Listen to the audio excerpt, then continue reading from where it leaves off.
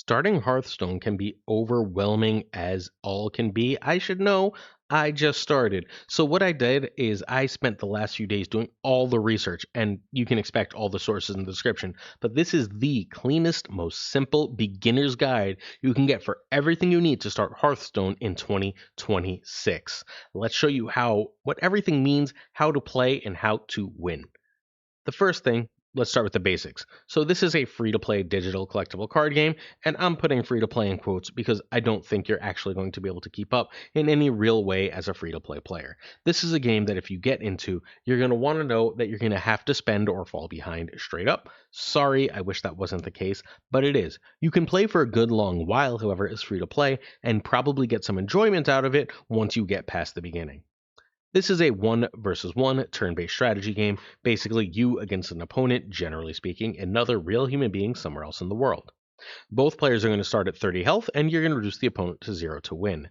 Mana increases by 1 each turn, starting at 1, and you end up with a 10, max of 10, barring any extra shenanigans. Each turn, you're going to draw a card, a singular card, gain 1 mana crystal, play cards, minions, spells, and weapons, and attack with your minions. So, your minions are basically your characters, right? They're the stuff you play to the board. Your spells are one time effects, and your weapons are things you equip to your hero that can allow your hero to attack or give them new special abilities. Every hero has unique hero power usable once per turn. Every minion has an attack value and a defense value. Basically, when you attack their defense and lower it. Your own defense is lowered by the opponent's attack. When it gets to 0, the minion is destroyed. Basic stuff here. This is stuff that you should be able to get from the tutorial right away. I just want to make sure we're all clear and starting on the same page. This is the next thing to know. You're going to want to pick the right class to start. These are the 11 classes you've got. The green ones are your go to starters, and the white ones are okay starters. So, a warrior gives armor gain, i.e., they can get basically temporary hit points, stuff that will block damage. It's fine. So, they get some weapons to equip, and they have a sort of mix of control and damage. They're not the easiest thing in the game to play, but they're not hard to play. They are fundamentally the starter class. I find them terminally boring, but hey, to each their own.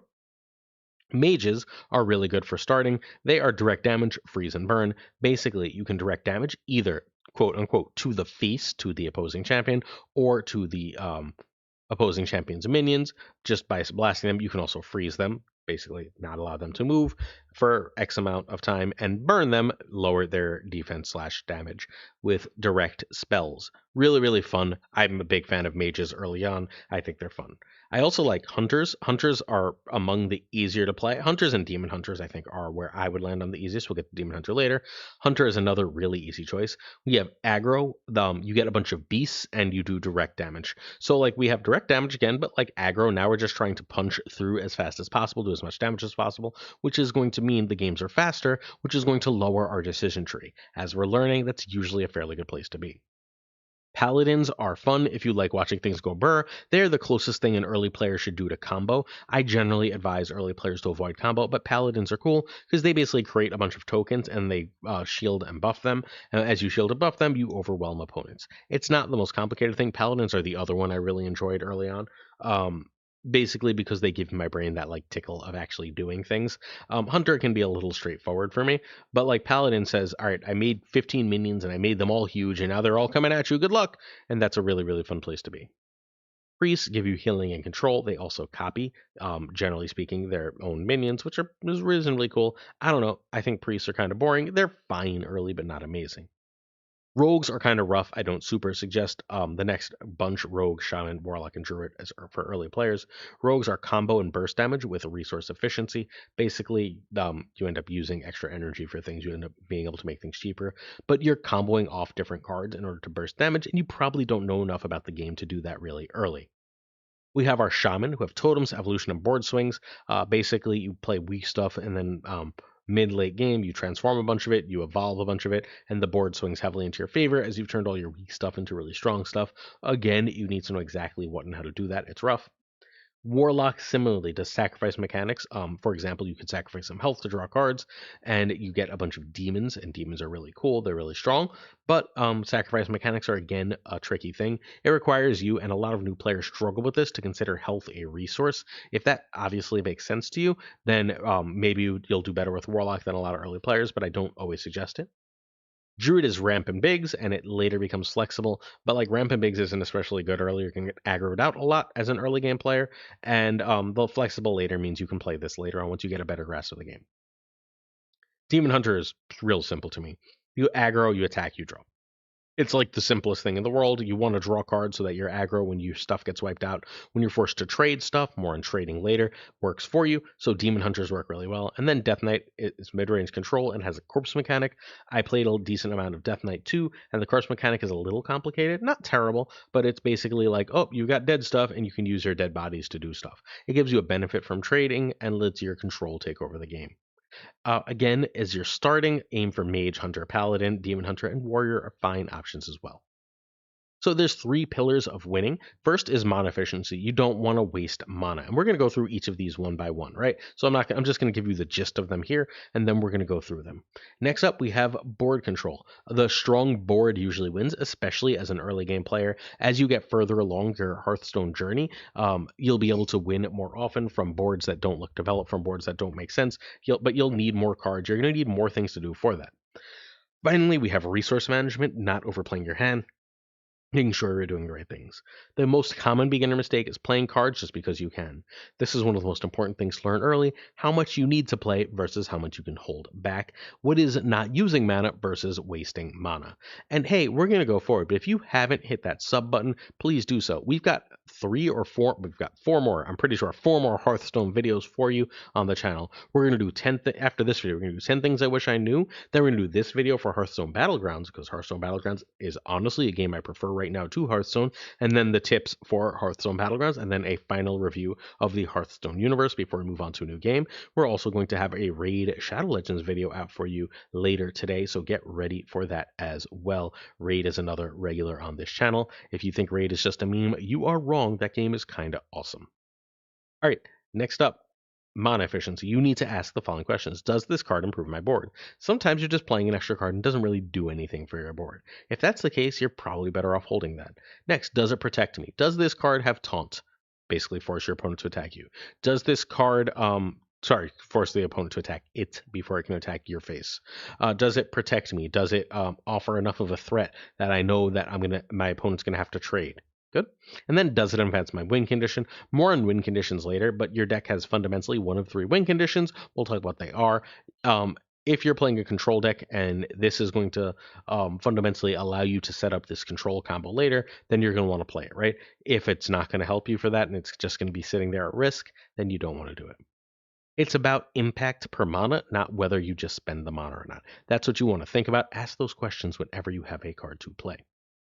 It's board control, baby. The player who controls the board wins the game. The player who forces better trade wins, pushes more damage wins, dictates tempo wins. So controls the board. You have more cards on board. You are the person that's determining what's happening on the board. You are the person attacking more than defending. You're able to control what's happening. That is the person who's usually going to win. So you also, if you control the board, you can force better trains. You can attack your weaker stuff into their stronger stuff as you want to, in order to weaken them, in order to use a couple of small things to get rid of their big thing, and then be able to hit them in the face with your big thing. That kind of thing is incredibly useful, incredibly powerful. You force trades when you're in control of the board. When you're not in control of the board, you're just stuck defending and trading poorly and giving up your good stuff for their weaker stuff as you are like left behind. Obviously, if you are making the better trades, you are pushing more damage, and now the tempo of the game is yours. How fast your deck wants to go is the thing that is in control. If you're still learning the game seriously, trade often and trade first. Make sure you are the one forcing the trades. Make sure you are the one pushing the damage, especially if you're one of the more aggressive early deck types, which we just went over. You should be pushing and forcing trades just to learn what the most effective things you can do for those trades are. From here, we have resource management. Your three resources are cards in hand, cards on board, and mana. Ask yourself, if they board clear, what do I have left? Am I overcommitting? Do I need all this pressure right now? Before you play cards, Cards in hand are every bit the resource cards in deck. You will eventually have so much mana that you can start playing multiple cards per turn. Do you want to? Does playing that extra 2 after you played a 4 advance your board, or did you just spend a little extra mana? If not, save that too. It might have a use later that you're not thinking of, that you're not ready for. Remember that adding extra pressure, unless it's a heavy damage pressure, is usually worth holding for when it's going to give you the biggest advantage. As you learn more, you need to know what each class is doing. What options does my opponent have? You're going to need to know what all the decks are. And so you're going to have to eventually play all the decks because you need to know what everything does. You need to pay attention to these things as you get better at the game. What is each class doing so you know what different things your opponent can do? Next, you're going to want to reflect on your plays. Given number one, given what each class is doing, what options I had, given what they actually did, was my move the correct one? Did I have something better to do? Constantly be updating that and don't make the same mistake over and over again. Three, should I develop my board or remove theirs? Should you trade or use spells to get rid of opponents' options? Should you develop your board, getting more stuff out, or not? Now, that one is hard, right? Again, I urge you to start early on by just trading. Trade early, trade often. As you learn more, you're going to do less and less of that. The questions to ask: does this improve my board, protect my board, push lethal, or prevent lethal? Got it? Does this improve my board? Does this make my board better? Does this make my board less likely to get blown into pieces? Does this push damage that will win me the game? Does this prevent damage that will lose me the game? Ask yourself those questions as you make choices. This is going to be harder to do. Start with the basic tips, but as you develop, this is where you want to be. Hey, I have a Patreon at patreon.com/snapjudgments. It's Marvel Snap specific right now, but if you decide to check it out because of my 10-day challenge content where we play a new game every 10 days and deliver a bunch of videos on it, let me know and we'll figure out something cool for you to do there too. All you got to do is join the $2 tier. We'll make sure it's nice and simple. Really cool stuff for you. All right, the economy. We need to know what we can be expected to spend in the game, right? And what we should be looking at getting out of it. So gold from daily and weekly quests, 100 gold buys card packs. Each pack is 5 cards with 1 rare or better. You can get more than 1 rare or better, but you're guaranteed at least one. 150 gold is arena entry, and that's going to allow you to draft. Do yourself a favor, don't draft right away. We'll talk more about that later. Gain 100-ish daily gold through quests and move through weekly quests. So you should be gaining 100 gold through daily quests, and you can get a bit more through weekly quests. We'll go over how much you can expect to get in a week later this video. You'll get a bunch of early game achievements. Early on, you're going to get a bunch of extra free stuff. You get free goodies early on. It's very nice, but those are going to dry up, so don't assume they're there forever. Finally, there's a season pass. We're not even going to talk about that. Don't get it as a brand new player. Straight up, don't get it. Make sure you like the game. This is going to be a slow grind. You're going to be doing a lot of early grinding before you get into the game. So, do yourself a favor. Make sure you like it before you give it money. See, if you really enjoyed the game, the season pass, the card pass is always the best thing to buy in basically all these games. So, card packs. The real advice, the big advice, buy standard, the currently usable ones. Wild is every card in the history of the game, but there's regular rotation in Hearthstone. Rotation means old cards basically go out of the current format. You're probably going to want to play standard, so you don't have to try and buy every damn card in the game, which means that you want to buy standard packs, not wild packs. Wild packs are a big no for new players unless you are an absolute whale, and if you are, just buy everything and you don't need most of this stuff anyway. Progression rewards, don't stress these, play a lot and they're just going to happen. And then Arcane Dust. We'll talk about Dust later. Basically, if you have an extra card or card you're not going to use, a set rotates out and you're not playing wild, you can dust the card, basically use it for resources for a new card. All right, how much gold do you get? 800 gold to 1,200 gold per week. If you're very casual, you just do quests and minimal games, you're going to get 6 to 800. If you're an active player, 1,000 to 1,200. And if there's special events happening, you're going to be able to get even more than the 1,200 gold, which means you're buying a reasonable amount of stuff, right? That's not terrible. And there are ways to be relatively competitive once you get going that way. Relatively competitive means basically build one-ish good deck, 1 to 2 good decks, and be forced to play them for basically that entire season. And then when things rotate or new cards come out in standard, you're gonna have to readjust and dust a bunch of your stuff that you were really happy with. It's rough to do, but you can do it as a free to play. Just icky. All right, so your gold tips. This is how we're going to spend our gold. We're going to step one, buy the current mini set if it's available. Got it? There's if there's a mini set, it's going to cost 2,000 gold, and you're going to get 35 cards, including multiple guaranteed legendaries. This is the best gold to dust value in the entire game because even if you don't want those legendaries, because you're getting so much for so little, right? Remember that's usually like 5 cards for 800 gold. Now we're getting 35 for 2,000, multiple legendaries.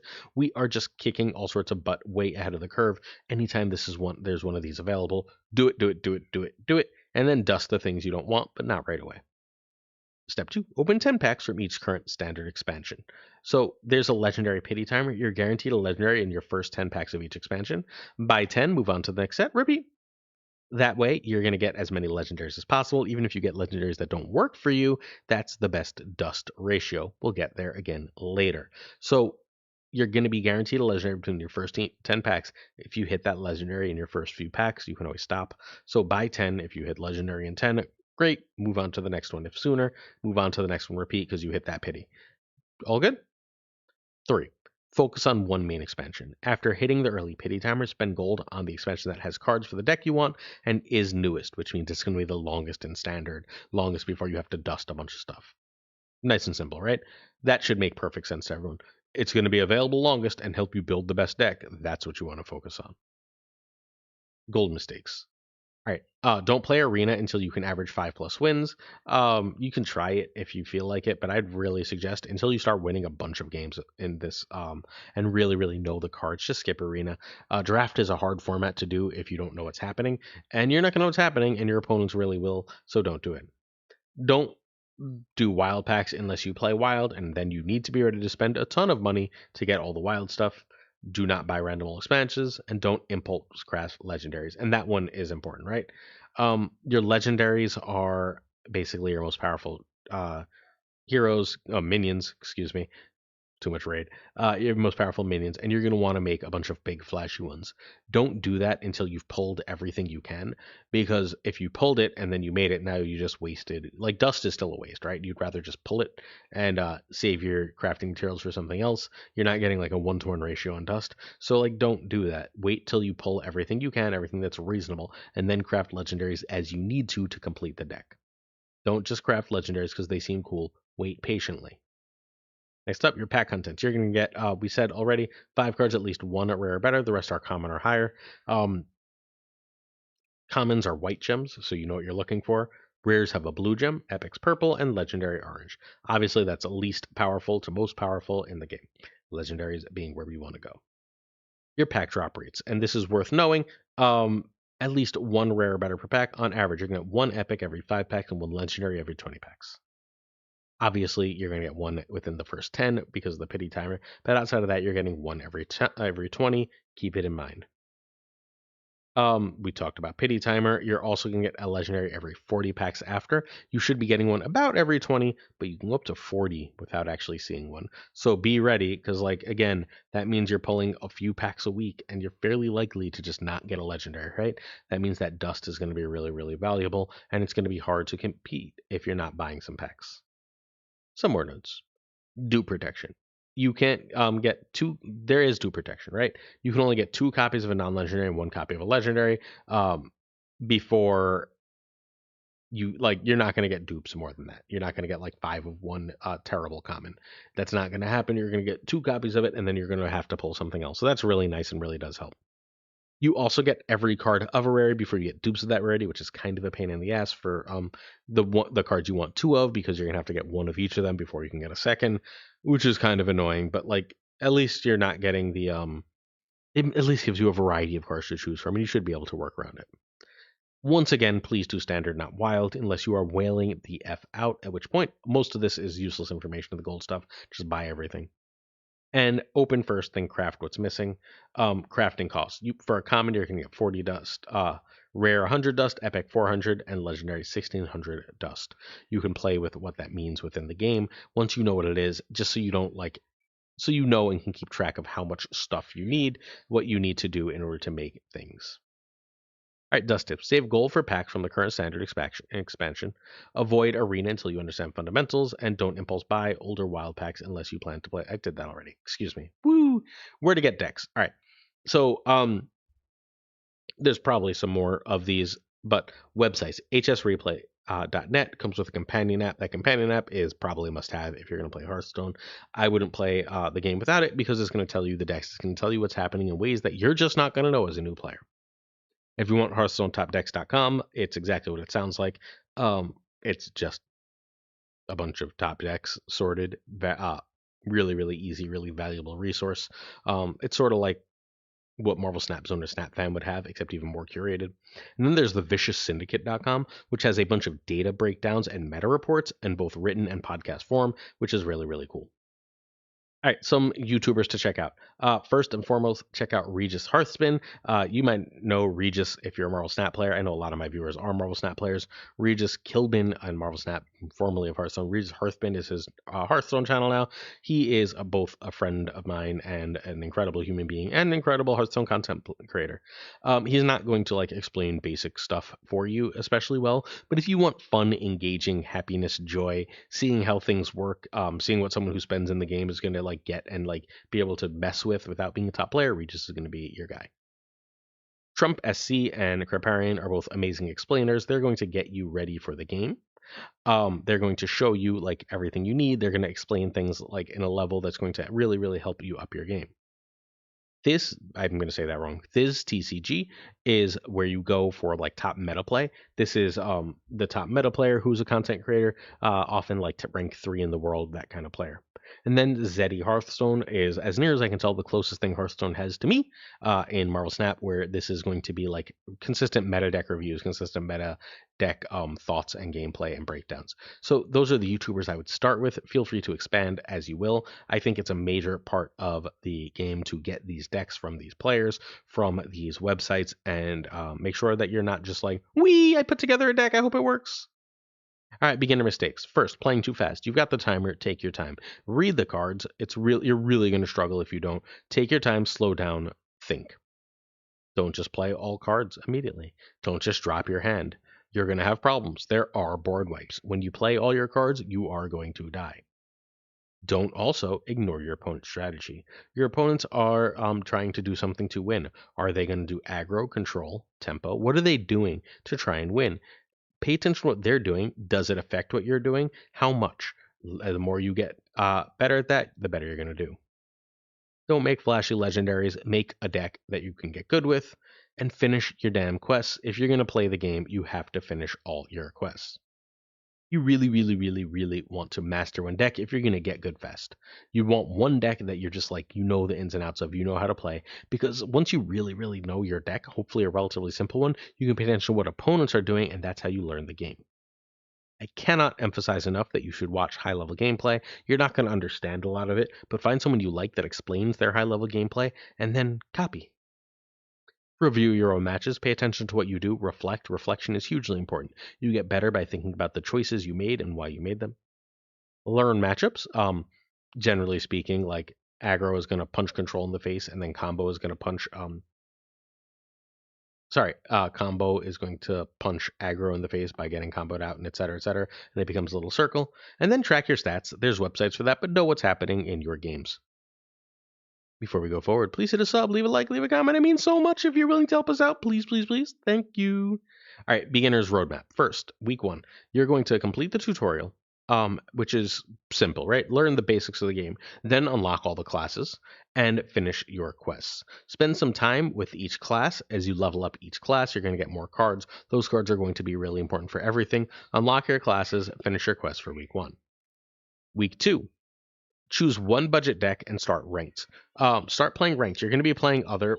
There's people out my window screaming. Excuse me. Choose one budget deck and start ranked. Basically, find a bunch of.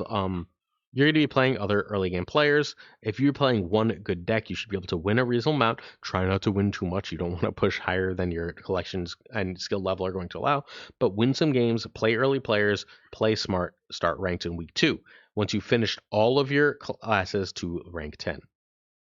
Week 3, track your games, see what you're good at, see what you're bad at. Oh, I keep winning with control, but I'm not winning with aggro. Maybe that tells you something, right? Save your dust, start getting dust and saving it, and craft competitive upgrades. You've got your one budget deck, figure out what cards are most logical to upgrade it, cheapest to upgrade it, that you can get to, and start upgrading that deck. You should be playing between 1 and 3 hours per day, depending on how serious you want to get with the game. And then you want to play 10 to 21 hours per week. You can also class level in practice mode, which is hugely important. You really, really, really want to use practice mode for that while you get the hang of things. And finally, rank matches are 10 minutes. Concede when you can't win. Enjoy the game. Thanks for watching. This has been Pulse Glazer's YouTube. Much appreciated. Enjoy Hearthstone. Peace.